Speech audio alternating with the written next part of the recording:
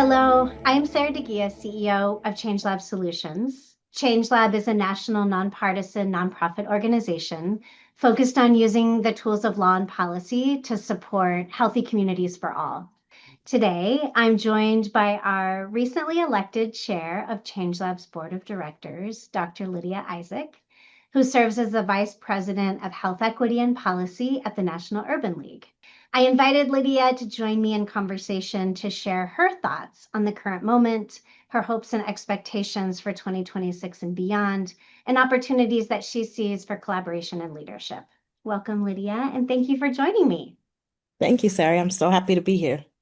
I think that your professional experience and leadership are very valuable to myself, to our staff, and to our board as we chart a course for the action and advocacy that are needed in this moment.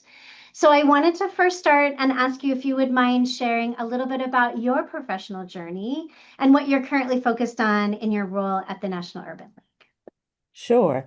I also want to start by saying I'm delighted to be the chair of ChangeLab Solutions, and it was a wonderful opportunity.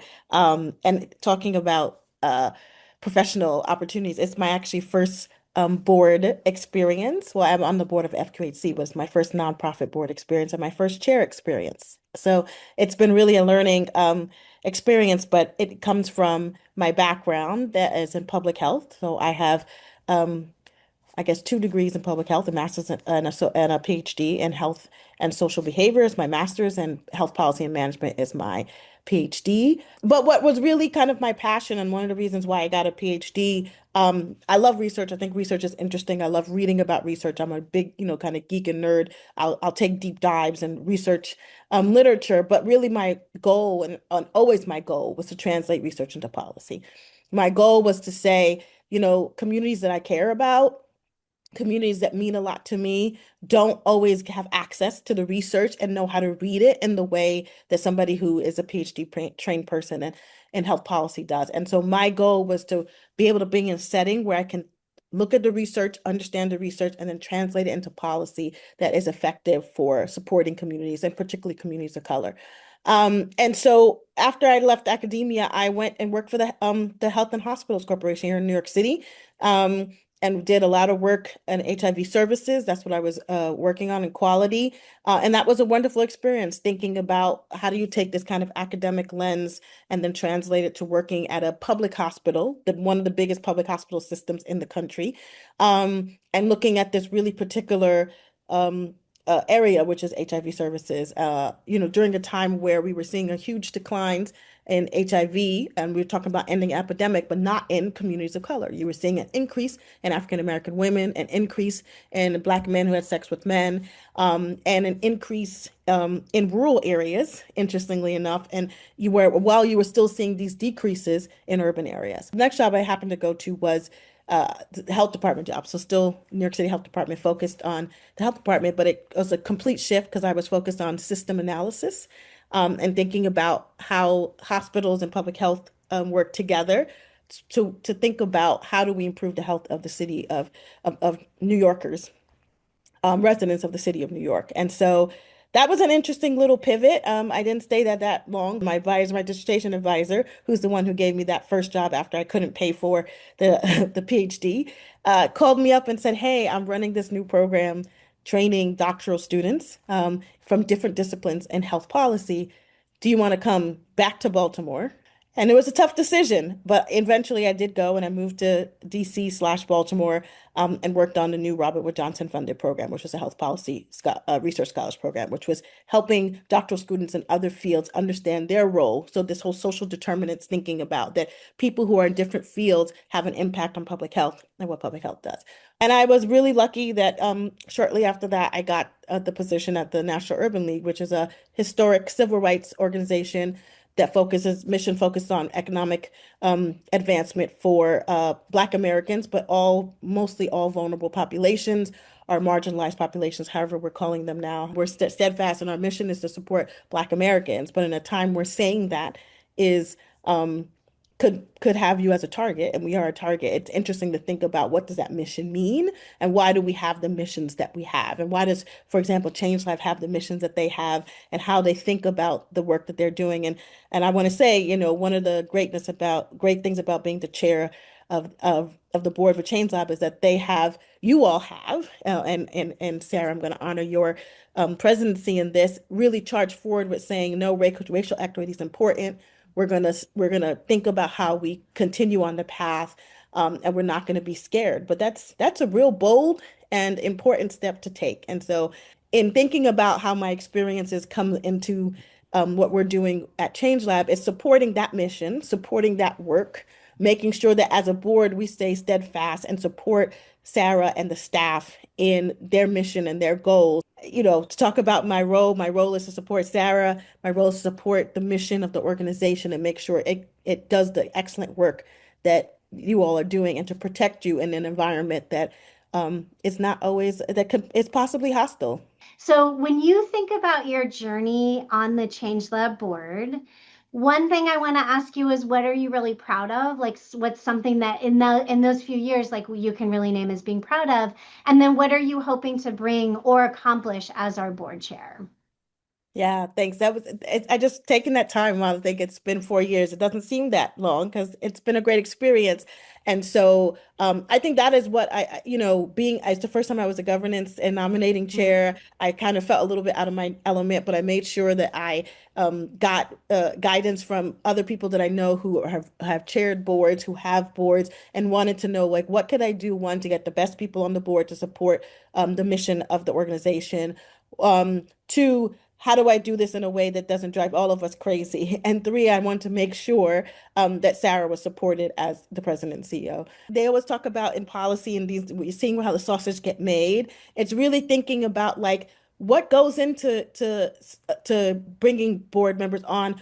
And so that was a really important to us. It was important for us to increase different types of diversity and things like age, gender, sexual orientation, race. We were looking at all of it, not, the ones that people normally think we look at. But, part of it is also, and Lindsay was really great at thinking about, like, how do we grow the bench? How do we think about who's going to come after us? So thinking about, not that I'm old, but younger folks that may not have never been on a board. How do we maybe bring somebody who's a little younger, maybe less experienced, but is trying to get that board experience so that they can be the next leader, next, board leader, not only for Change Labs, but for other nonprofit boards.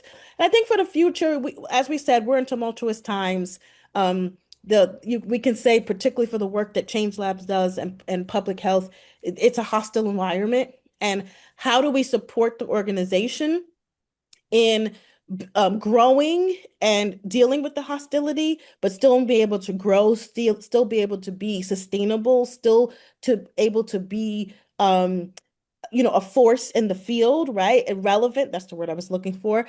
And that's an important part of the board, is making sure we help Sarah make the decisions that are going to support the staff, support the work, support the organization staying alive and being here throughout these tumultuous times. And so my goal right in this season is to, how do we do that? How do we as a board, everybody, and I say this all the time, everybody is struggling. And so how do we, even if our organizations are struggling ourselves, how do we come together and think about, like, the assets or the things together in the struggle to support each other?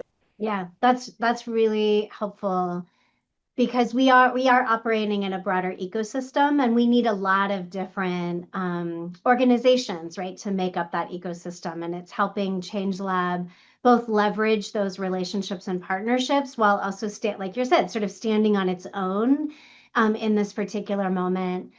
Well, I want to shift a little bit because it's May, and I was reflecting on, and I can't believe it's been almost a year. But when you invited me, or I was recommended to participate in the National Urban Leagues Conference in July of last year in Cleveland. Thank you for the recommendation, by the way. And I participated in a panel about the impending challenges that we're facing healthcare and public health systems. It was such a great conversation. It was such a great conference. It was very inspirational.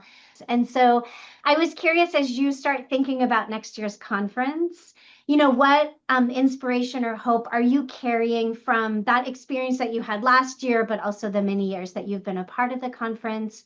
And kind of how is that also driving to the things that you're prioritizing in your own work right now, whether that's the policy and advocacy that your organization is taking on? Yeah, so the National Urban League, every year during our conference, we have a separate but connected youth leadership summit that is run out of my department, even though I don't run it, but I participate because it comes out of the larger department. Our education and youth development department side of the division is the one who runs it. And, it's a lot of work because, think of having 200, 300 students on a campus at a time. But as much as we're always exhausted, during that time. It's always wonderful, but because it's exactly what you said. It's, meeting young people where they are, talking to them. Our senior director for education is the one who really puts this together, and she does a fabulous job. But one of the things she does is she has a youth council, and the youth council is the one who comes up with the theme. So the theme that the Youth Mm, Leadership Summit has is decided on and voted on by the youth. We do not create the themes for them. The youth council gets together for weeks and months at a time, and she helps kind of guide them through a process of picking out the theme. And so that has been a wonderful experience. And I think it highlights for me and even some of the work and advocacy I do, what was always coming up a lot as we were talking to youth is this issue of mental health. yeah. It's come up several years. And so I'm in a strategic a planning process with the National Urban League on the health equity, and we're on our health equity platform, and we are coming up with a playbook for our affiliates. And I should say the National Urban League is historic civil rights organization, 93 affiliates in 36 states. And one of our focus areas is mental health. And that really came from what we were hearing, not only from the field, but from the youth that were saying, we need some thought and help on how do we support people in their mental health journey, from stigma, from act to access to providers, for understanding what mental health is and how you cope, from peer supports to more clinical supports, and really thinking about how urban leagues across the country can work on supporting communities, and community mental health is something also in supporting mental health. And so I would say that was probably the one thing that has influenced how the youth have influenced the work that we're doing. It's really thinking about how do we support mental health better in communities, right? Because that has been the thing that keeps on bubbling up and has bubbled up since COVID. Yeah, I love that. That's so amazing that one, you're like exposing them to these different avenues and opportunities. Two, that you're really centering their needs, their requests, their asks in this particular moment, and then working with them to create the tools that they can then use to be able to move. And I think you're right. Like one, there's a space for everybody to do different types of advocacy. Everybody can be involved. It doesn't just mean, like you said, being a policymaker or even lobbying policymakers. It could be about writing a letter, it could be about sharing your story. And so that is so inspiring. That's really cool. And so I am curious kind of what hopes and vision you have for ChangeLab in the next couple of years. I know you were involved in and thought a little bit about the strategic framework that we've been thinking about as we're going forward. And so, yeah, I'm just curious kind of what you find inspiring about our work, that you hope that we will achieve as ChangeLab in these next few years. I've been told by some of my staff and people that work for that I should always go for audacious goals. So I'm going to say some audacious goals for you. I would love to see Change Lab because I think the work that you all do is so phenomenal and so instrumental and niche in a very interesting way, right? We don't always think about, at least as a public health practitioner, I don't always think about how law, and I mean, I definitely think about policy, but just how the levers of the law, how you can use the law to support or get rid of bad policy, right? And so what you all do is the work you do with local communities, particularly local health departments, and having them look at, how the laws and regulations they have can or cannot be used as levers for public health practice. And so my audacious goal would be to see you all nationwide. Um, to be honest, and how do we lift up and elevate the presence of ChangeLab in a way that you all become the go-to resource for those kind of actions and knowledge? And I think you all are, but I don't know if every enough people know about the work that ChangeLabs does to to just make that presence bigger. So that is one. The second thing, even though it's a hard environment, is how do we work with the board to see how we can think through a strategy for financial footing and in the time of, lean times and high times. We know a lot of our organizations um, had what you may call a windfall, or just it wasn't a windfall. People were just actually recognizing after the 2020 pandemic and the George Floyd and those kind of things, we all, people started to recognize and say, oh, wow, we need to support these organizations. And unfortunately, now we're seeing a little bit of a retrenchment of that, which is a shame, because great work was done. But then how do we support and make sure that we stay in a position to continue doing this work, right? And I think the other thing is a little bit in the weeds and a little bit kind of inside baseball, but just making sure the board stays um, transparent, positive, that we are looking at our internal policies and ways of doing um, uh, the board work. Make sure we stay on the balcony. I love that term. It's the best ever. I use it all the time with other people. I'm like, the board stays on the balcony, folks. But make sure that we are staying to what our role is. I think that there's a lot of times I've been hearing it, even in my organization, because all of our affiliates are independent 501(c)(3)s with their own boards. And I've talked to some of their CEOs about kind of how do they deal with their boards. And, there's a lot of board creep in a lot of places. And so how do we make sure that we stay a board that is on our task, in our lane, but is as broad and supportive of Sarah and the organization as we can. And I think you and Lindsay have done a great job of that, and the whole executive committee. And then you really, like I said, sort of set the tone for how you're going to support the organization, how you want to use that generative space to really be productive for the organization. And then all of you are doing great things like promoting our work, our new resource, like the legal primer that's just come out, attending webinars, connecting us to funders, like all of that has been super supportive. And I really appreciate that. And I also appreciate you naming the role that we play with local health departments and local governments in particular. I know that we have a team of practitioners. We have folks who come from local government, who come from planning associations or planning departments, who have worked directly with community-based organizations. And the idea is to really not just have a theory, but to actually bring those practical skill sets to our partners in government and to community and to the institutions. And hopefully with things like our new legal primer that just came out on policy making to advance health and racial equity, it's an example of that by asking certain questions or providing certain kinds of model language to be considering and to give those practical frameworks and tools. Our partners are seeing themselves in that work, and they're able to be able to move their efforts forward in ways that are embedding and operationalizing equity in everything that they do, to achieve their ultimate goals of healthy communities. And so thank you. I really appreciate your leadership, Lydia, in doing that. I'm so excited for the next few years with you as board chair. I think we're going to accomplish a lot. Yeah, I want to thank you. Are there any other current tools or efforts that you wanted to share with the network that you're excited about that you guys are doing at the National Urban League?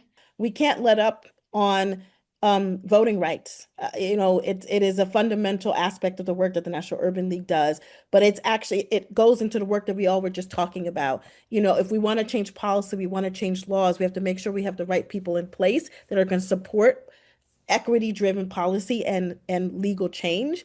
And if people cannot vote, if we start, cutting up and gerrymandering in ways that people's voices are not heard. Remember, this is supposed to be a democracy in which everybody's voice is heard.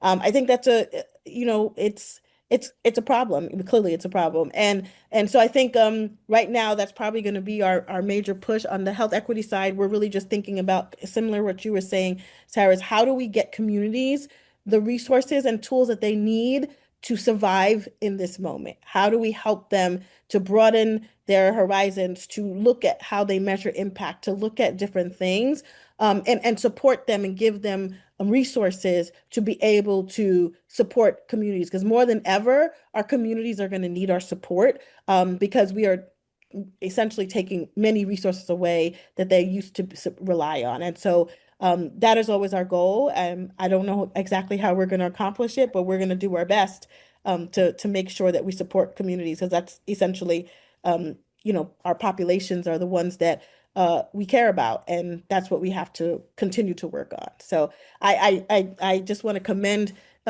Change Lives for the work they're doing with arming communities with that information and knowledge, because not everybody can afford the lawyer, and not everybody Right. has a lawyer in the community. But if you start saying, "Oh, I saw this tool," then you may even know now how to talk and contact a pro bono person who may be able to help you. So I think all of that stuff is really important, and we cannot forget how small things like that can make a big impact, particularly in communities that don't have as many resources.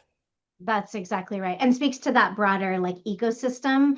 You all are going to be a leader in helping to translate what this Supreme Court case will mean for community engagement. But then that does connect with how people get resources allocated to their communities, the kind of voice that they have, the kind of policymakers that will be elected. And so we are there to support each other, to leverage each other's expertise, to make sure that those communities that we're really talking about traditionally, like you said, sort of marginalized communities who've been left out basically over generations and who are facing the most challenges to having a healthy and equitable life, that they're really the center of the work that we're doing going forward. Lydia, thank you so much for taking the time to speak with me. Again, I'm so excited that you are offering your time and expertise to ChangeLab, both as a partner, but really importantly as our board chair, again, setting the tone for the leadership and for how we are going to be managing in these really challenging times. I'm grateful for your partnership and opportunity to learn from you. Thank you so much, Sarah. Me also. Okay, we'll see All you right. soon. You will see me soon. Bye, everyone. Bye, thank you.